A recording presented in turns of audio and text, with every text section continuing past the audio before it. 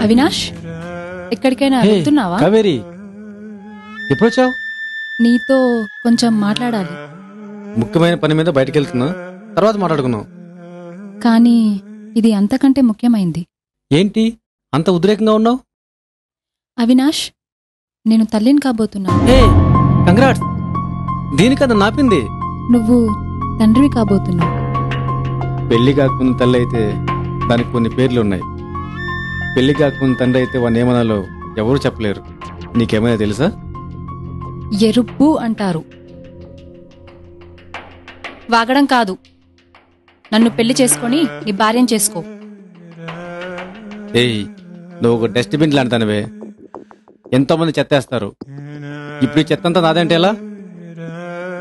నువ్విలా వినవురా. చెప్పేవాళ్లతోనే చెప్పించాలి. కావేరి, హే, తాళి కట్టనా, ఉంగరం తొడగనా?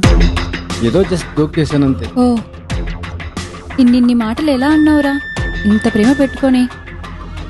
ఇంకా నా జీవితంలో నిన్ను ఒక్క మాట కూడా అనను కావేరి. ఇది చాలరా.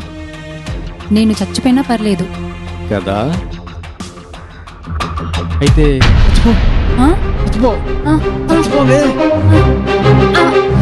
చచ్చిపో.